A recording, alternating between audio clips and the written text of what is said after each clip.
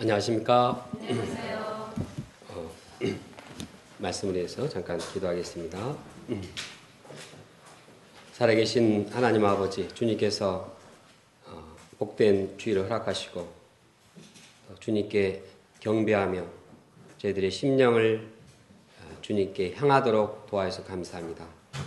또 이 시간 우리 동역자님들이 함께 모여 주님께 예배드릴 때 주님께서 영광 받아주시고 또 주님의 말씀 통해서 저희의 심령을 새롭게 하시도록 인도하여 주시옵소서. 오늘 이 시간 주님께서 친히 동행하시고 또 인도하심을 인하여 감사합니다. 예수님의 이름으로 기도합니다. 아멘. 본문은 천국 시민의 물질 생활이 어떠해야 하는가 하는 내용입니다. 즉 신자가 이 땅에 천국을 누리며 살기 위해서는 올바른 물질관이 있어야 합니다.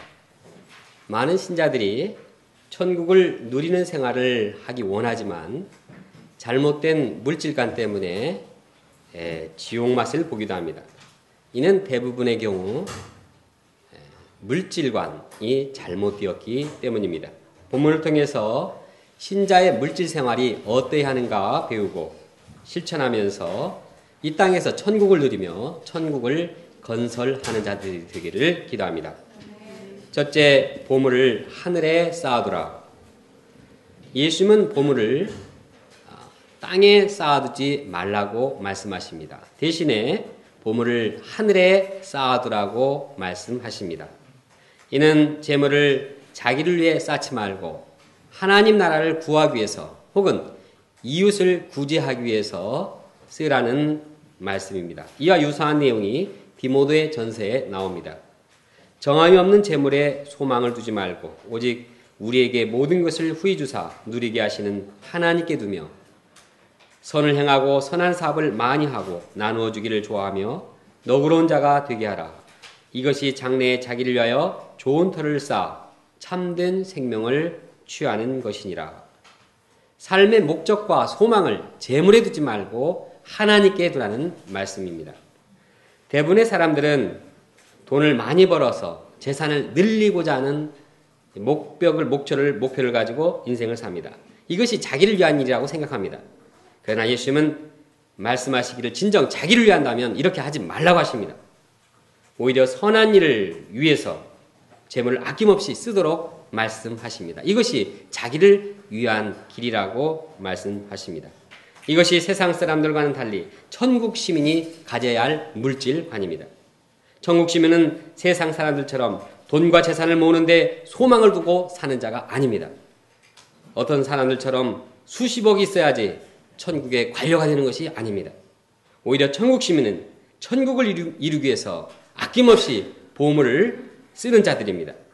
그런데 보물을 땅에 쌓아두지 말고 하늘에 쌓아두어야 하는 이유가 몇 가지 있습니다. 첫째, 땅이 안전하지 않고 하늘이 안전하기 때문입니다.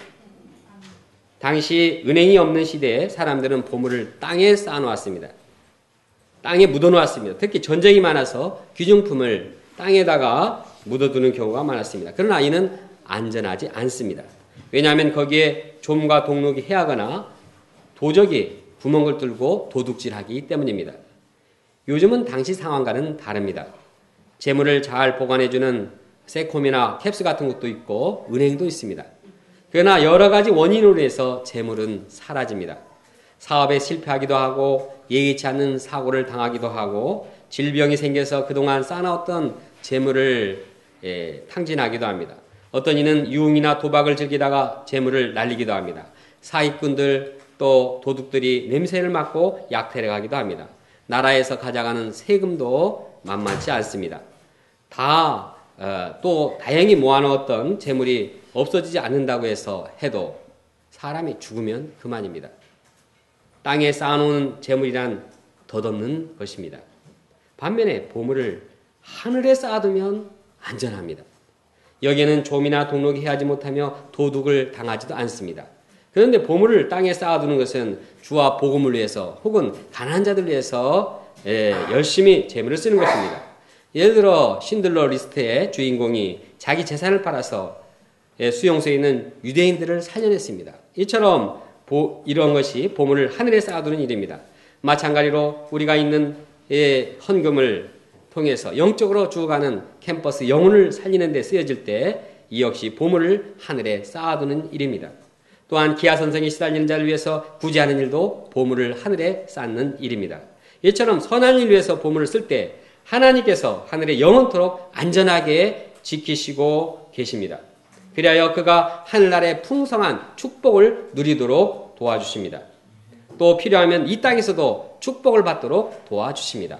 그러므로 우리가 보물을 하늘에 쌓는 일에 주저앉지 않기를 원합니다. 보물을 하늘에 쌓아야 되는 두 번째 이유는 우리 마음이 땅이 아닌 하늘을 향하도록 하기 위해서입니다. 즉 보물을 하늘에 쌓는 이유는 하늘에 재물이 있어야 되기 때문에 재물이 필요해서 그런 것이 아닙니다. 오히려 인간의 마음이 하늘에 있어야 하기 때문입니다. 21절에 보면 내 보물이 있는 그곳에 내 마음도 있느니라고 말씀하셨습니다. 즉 보물을 어디에다 쓰느냐 여기에 따라서 마음도 거기에 따라갑니다. 재물을 땅에 쌓아두면 그 마음이 점점 욕심이나 염려로 인해서 이제 마음이 어두워집니다. 영적인 분별력이 사라지고 또 영적인 축복을 모르게 됩니다. 이렇게 되면 몸 전체가 또 인생 전체가 어두워집니다. 이것이 보물을 땅에 쌓아놓는 사람들의 비참한 모습입니다. 반면에 보물을 하늘에 쌓다 보면 이 보물을 하늘에 쌓으니까 마음이 하늘을 향하게 됩니다. 하나님께 향하게 됩니다. 하나님께 향하다 보니까 마음이 깨끗해집니다. 영적인 분별력이 생깁니다. 마음에 천국에 축복이 있습니다. 생명력이 있습니다. 하나님의 기쁨과 영생의 행복으로 충만하게 됩니다. 이것이 곧 천국의 행복입니다. 그러므로 우리 마음이 천국의 은혜와 기쁨을 누리기 위해서는 보물을 하늘에 쌓는 데 힘써야 합니다. 그런데 사람들은 하나님을 섬기면서도 또 재물도 섬기고자 하는 유혹이 있습니다. 그래서 다음과 같은 질문을 합니다. 하나님도 잘 섬기고 또 돈도 잘 사랑하고 그래서 이제 하나님도 섬기고 또 재물도 섬기면 얼마나 좋겠습니까? 꼭 먹고 알 먹는 거 아닙니까? 누이 좋고 매부 좋고 다 좋은 게 아닙니까? 이는 이론상으로는 가능합니다. 그러나 실제로는 불가능합니다. 왜냐하면 돈을 사랑하게 되면 하나님을 사랑하지 못하기 때문입니다. 돈을 사랑하면 사랑할수록 이제 하나님의 사랑이 점점 시들해지고 하나님이 부담스러워지고 또 미워지게 됩니다. 나중에 돈의 노예가 되면 영적인 분별력을 잃어버리고 하나님을 버리게 됩니다. 그러므로 우리는 하나님과 재물을 겸하여 섬길 수 없다는 사실을 인정해야 합니다. 그리고 하나님만을 주인으로 섬기고자 하는 결단을 해야 합니다. 한 사람이 하나님을 주인으로 영접하고 섬길 때 그는 돈에 집착하지 않습니다. 돈의 노예가 되지 않습니다. 하나님을 한 주인으로 섬길 때 하나님 안에서 올바른 물질관을 가지고 돈을 다스리고 관리하게 됩니다. 그렇게 되면 그는 하나님을 주인으로 영접하며 하나님이 주시는 영혼의 기쁨과 은혜를 누리게 됩니다.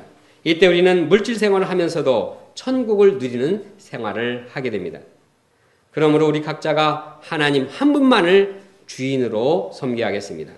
구체적으로 하나님을 주인으로 인정하는 일 중에 하나는 11조를 드리는 일입니다.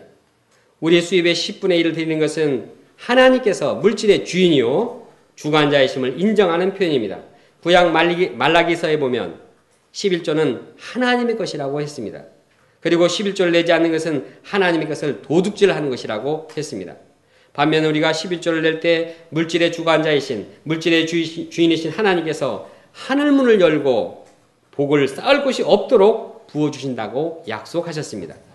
그러므로 11조를 하나님께 드림으로써 물질의 주인이신 하나님께 감사하며 하나님께 영광 돌리는 생활을 하기 원합니다.